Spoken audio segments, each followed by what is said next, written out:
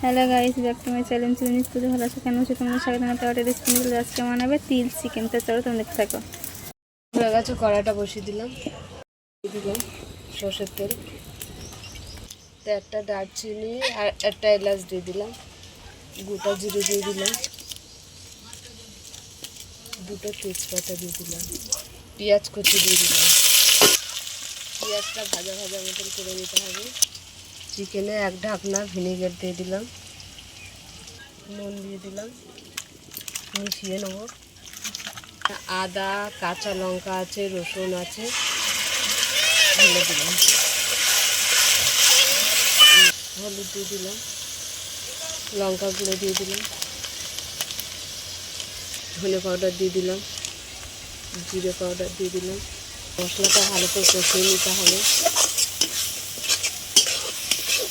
স্বাদ মতন নুন দিয়ে দিলাম, টক দই দিয়ে দিলাম। মশলাটা আরও ভালো করে কষিয়ে নিতে হবে।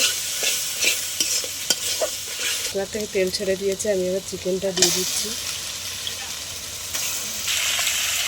তিল বাটাটা দিয়ে দিচ্ছি,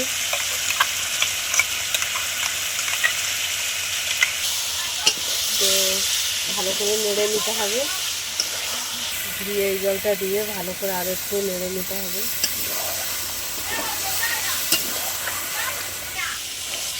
তো আমাদের চিকেনটা কষা হয়ে গেছে, তেল ছেড়ে দিয়েছে চিকেন থেকে।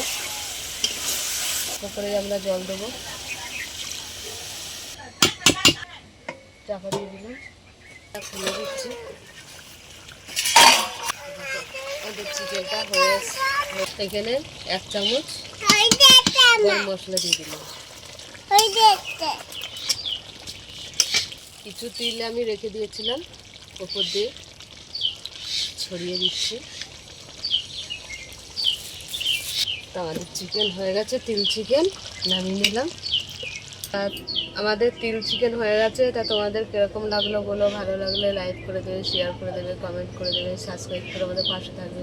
আর ভিডিওটা অবশ্যই আপনারা দেখবেন। আজকের এই পর্যন্ত, টাটা।